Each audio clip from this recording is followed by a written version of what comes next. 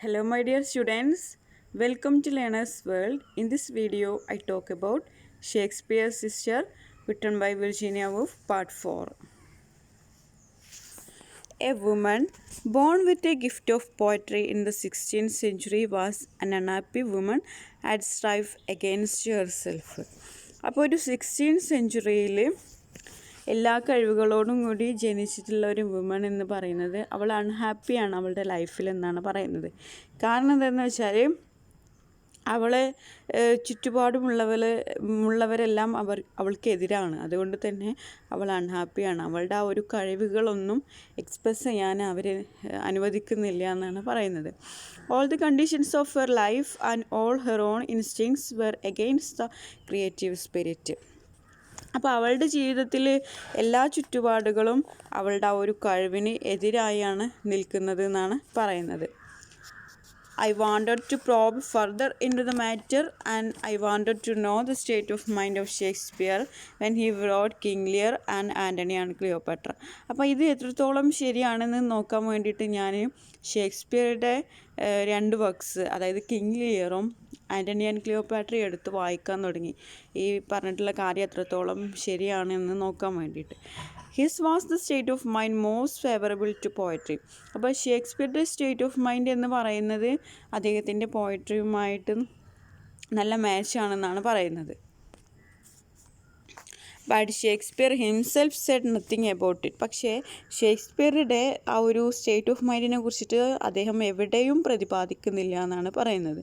Until the 18th century no artist ever said anything about his state of mind. 18th സെഞ്ച്വറിയിൽ വരെ ഉള്ള writers ഒരാളും അവരുടെ state of mind അവരുടെ വർക്സിലൊന്നും express ചെയ്തിട്ടില്ല എന്നാണ് പറയുന്നത്. The first person to say it was Rousseau ആണ് ആദ്യമായിട്ട് അദ്ദേഹത്തിൻ്റെ സ്റ്റേറ്റ് ഓഫ് മൈൻഡ് റിവീൽ ചെയ്തിട്ടുണ്ടായിരുന്നത് എന്നാണ് പറയുന്നത്. In the 19th century, it became the habit of writers to describe their minds in confessions and autobiographies. പക്ഷേ 19th സെഞ്ച്വറിയിൽ ഇങ്ങനെ ആയിരുന്നില്ല. ആ റൈറ്റേഴ്സ് അവരുടെ സ്റ്റേറ്റ് ഓഫ് മൈൻഡ് കൺഫെഷൻസ് ആയിട്ടും അതുപോലെ ഓട്ടോബയോഗ്രഫീസിലൊക്കെ അവർ റൈറ്റ് ചെയ്തിട്ടുണ്ട് എന്നാണ് പറയുന്നത്. അതായത് അവരുടെ ആ ഒരു സ്റ്റേറ്റ് ഓഫ് മൈൻഡ് അവർ കൺഫെഷൻ നടത്തിയിട്ടുണ്ട് അവരുടെ റൈറ്റിങ്സിലൂടെ. അതുപോലെ ഓട്ടോബയോഗ്രഫീസ് അവർ എഴുതിയിട്ടുണ്ട് എന്നാണ് പറയുന്നത്. Their lives were written about and their letters were printed after their death. അവരുടെ ആ ഒരു ജീവിതം അവർ എഴുതി വച്ചിട്ടുണ്ട്.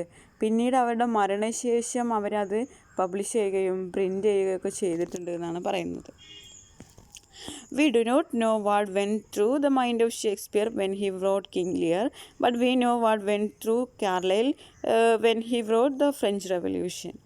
അപ്പോൾ നമുക്ക് ഷേക്സ്പിയറുടെ സ്റ്റേറ്റ് ഓഫ് മൈൻഡ് എന്തായിരുന്നു എന്നറിയില്ല. ഷേക്സ്പിയർ കിങ് ലിയർ എഴുതിയ സമയത്ത് അദ്ദേഹത്തിൻ്റെ സ്റ്റേറ്റ് ഓഫ് മൈൻഡ് എന്തായിരുന്നു നമുക്ക് അറിയാൻ കഴിയില്ല.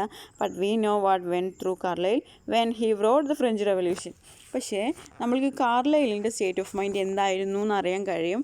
അദ്ദേഹം ഫ്രഞ്ച് റെവല്യൂഷൻ എഴുതിയ സമയത്ത് നമുക്ക് കാർലൈലിൻ്റെ സ്റ്റേറ്റ് ഓഫ് മൈൻഡ് എന്തായിരുന്നു എന്നുള്ളത് നമുക്ക് മനസ്സിലാക്കാൻ കഴിയുമെന്നാണ് പറയുന്നത്. And what Flaubert mind went through when he wrote Madame Bovary, and what Keats was going through when he tried poetry against the coming of death and the indifference of the world. അതുപോലെ നമുക്ക് ഫ്ലൗബേർട്സിൻ്റെ state of mind എന്താണെന്നുള്ളത് നമുക്ക് മനസ്സിലാക്കാൻ കഴിയും. അദ്ദേഹം എഴുതിയിട്ടുള്ള ഒരു വർക്കാണ് മാഡം ബോവറി. അപ്പോൾ ഈ മാഡം ബോവറി എഴുതിയ സമയത്ത് നമുക്ക് മനസ്സിലാക്കാം ഫ്ലോബേർട്സിൻ്റെ ഒരു സ്റ്റേറ്റ് ഓഫ് മൈൻഡ് എന്തായിരുന്നു എന്നുള്ളത്. And what Keats was going through when he tried poetry against the coming of death and the indifference of the world. അതുപോലെ കീറ്റ്സ് ഡെത്തിനെ കുറിച്ചിട്ടും അതുപോലെ വേൾഡിൻ്റെ ഇൻഡിഫറൻസിനെ കുറിച്ചിട്ടൊക്കെ ഒരുപാട് പറയുന്നുണ്ട്. അപ്പോൾ അദ്ദേഹത്തിൻ്റെ മനസ്സിൽ എന്തൊക്കെയാണ് നടന്നിട്ടുണ്ടായിരുന്നത് എന്നുള്ളതൊക്കെ നമുക്ക് ഇതിൽ നിന്ന് മനസ്സിലാക്കാൻ കഴിയുമെന്നാണ് പറയുന്നത്. From all these confessions and self-analysis, we learn that the work of genius is done with great difficulty. അപ്പോൾ നമുക്ക് ഈ ഒരു കൺഫെഷനിൽ നിന്ന് നമുക്ക് മനസ്സിലാക്കാൻ കഴിയുന്നത്, അതായത് ഈ ഒരു റൈറ്റേഴ്സിൻ്റെ കൺഫെഷനിൽ നിന്ന് നമുക്ക് മനസ്സിലാക്കാൻ കഴിയുന്നത് എന്താണെന്ന് വെച്ചാൽ, ഒരു നല്ലൊരു റൈറ്റിങ്, ഒരു നല്ലൊരു വർക്ക് ഉണ്ടാവണമെന്നുണ്ടെങ്കിൽ ഒരുപാട് ഡിഫിക്കൽട്ടീസ് എടുത്തിട്ടാണ്, അതിൻ്റെ പിന്നിൽ ഒരുപാട് ഡിഫിക്കൽട്ടി എടുത്തിട്ടാണ് ഒരു വർക്ക് ഉണ്ടാകുന്നത് എന്നുള്ളത് നമുക്ക് മനസ്സിലാക്കാൻ കഴിയും. All things do not come from the writer's mind whole and entire. അതായത് എല്ലാം വരുന്നത് ഈ ഒരു റൈറ്ററുടെ മനസ്സിൽ വരുന്നതല്ല, എല്ലാ കാര്യങ്ങളും റൈറ്ററുടെ മനസ്സിൽ വരുന്നതല്ല എന്നാണ് പറയുന്നത്. Generally material circumstances are against it. അതായത് മെറ്റീരിയൽ വേൾഡ് ഈ ഒരു ഇതിനെല്ലാം എതിരായിരിക്കും എന്നാണ് പറയുന്നത്. Dogs will bark, people will interrupt. ആളുകളൊക്കെ എന്ത് ചെയ്യും, അതിൻ്റെ ഇടക്ക് കയറി ശല്യം ചെയ്യും. Money has to be made and health may be a problem. എല്ലാവരും മണി ഉണ്ടാക്കുന്ന ഒരു തിരക്കിലായിരിക്കും, അതിൻ്റെ ഇടയിൽ ഹെൽത്ത് എന്ന് പറയുന്നത് ഒരു പ്രോബ്ലമാണ്. Above all there may be the indifference of the world. ഇതിനൊക്കെ പുറമെ നമ്മളുടെ വേൾഡിൻ്റെ ഒരു ഇൻഡിഫറൻസ് കാണാൻ കഴിയും. The world does not ask people to write poems, novels or histories. World നമ്മളോട് പറയുന്നില്ല, അല്ലെങ്കിൽ പീപ്പിൾസിനോട് പറയുന്നില്ല നീ പോയംസ് എഴുതണം, നോവൽസ് എഴുതണം, ഹിസ്റ്ററീസ് എഴുതണം എന്നൊന്നും വേൾഡ് പറയുന്നില്ല. It does not care whether Flaubert find the right word or Carlyle verify this or that fact. അതുപോലെ വേൾഡ് കെയർ ചെയ്യുന്നില്ല, വെറി ചെയ്യുന്നില്ല എന്തിനെ കുറിച്ചിട്ട്, ഫ്ലോബേർട്ടിന് നല്ല ശരിയായിട്ടുള്ള വാക്കുകൾ കിട്ടിയിട്ടുണ്ടോ, അല്ലെങ്കിൽ കാർലൈൽ ചെയ്യുന്നത് ശരിയാണോ എന്നൊന്നും ഓർത്ത് നമ്മളുടെ വേൾഡ് വെറീഡ് ആവണമെന്നില്ല എന്ന് പറയുന്നുണ്ട്.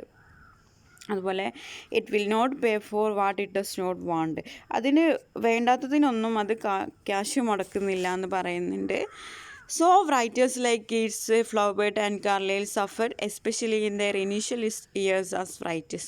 അതുകൊണ്ട് തന്നെ നമ്മളുടെ കീറ്റ്സും ഫ്ലോബേർട്സും ഒക്കെ അവരുടെ ഇനീഷ്യൽ ഇയേഴ്സിൽ ഒരുപാട് അവരുടെ ആ ഒരു റൈറ്റർ എന്ന് പറയുന്ന ആ ഒരു ഇനീഷ്യൽ ഇയേഴ്സിൽ അവർ ഒരുപാട് ഡിഫിക്കൽട്ടീസ് സഫർ ചെയ്തിട്ടുണ്ട് എന്നുള്ളത് നമുക്ക് ഇതിൽ നിന്ന് മനസ്സിലാക്കാൻ കഴിയും. If anything comes true in spite of all this it is A miracle.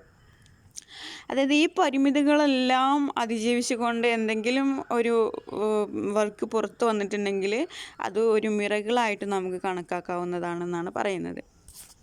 Four woman these difficulties are more. അതായത് വുമണിനെ സംബന്ധിച്ചിടത്തോളം ഈ ഒരു ഡിഫിക്കൽട്ടീസ് കൂടുതലായിരുന്നു എന്നാണ് പറയുന്നത്. She could never get a room of her own where she could write without distraction. അവൾക്ക് എന്തുണ്ടായിരുന്നില്ല, അതായത് സ്വന്തമായിട്ടൊരു റൂം പോലും ഉണ്ടായിരുന്നില്ല, അവൾക്ക് ഒറ്റയ്ക്ക് ഇരുന്ന് എഴുതാനുള്ള ഒരു റൂം പോലും ഉണ്ടായിരുന്നില്ല എന്നാണ് പറയുന്നത്. അതുപോലെ she did not have the financial backing. അവൾക്ക് സാമ്പത്തികമായി ആവശ്യമുള്ള ഫിനാൻഷ്യൽ ബാക്കിംഗ്, അതായത് സാമ്പത്തികമായിട്ടുള്ള പിന്തുണയൊന്നും അവൾക്ക് കിട്ടിയിരുന്നില്ല. In the case of Keats and Flaubert they faced only indifference by the world. അതായത് കീറ്റ്സും ഫ്ലോബേർട്സും ഒക്കെ ഒരു ലോകത്തിൻ്റെ വേൾഡിൻ്റെ ഇൻഡിഫറൻസാണ് നേരിട്ടതെങ്കിൽ സ്ത്രീകൾ നേരിട്ടത് എന്താണ്? But in the case of woman they faced outright hostility. പക്ഷേ സ്ത്രീകൾ നേരിട്ടത് എന്താണ്? വലിയ കടുത്ത വിരോധമാണ്, ഔട്ട്റൈറ്റ് ഹോസ്റ്റിലിറ്റിയാണ് നേരിട്ടത് എന്നാണ് പറയുന്നത്. Okay, I conclude here. Thank you for watching our video. If you are interested, please subscribe, comment, share, like. Thank you.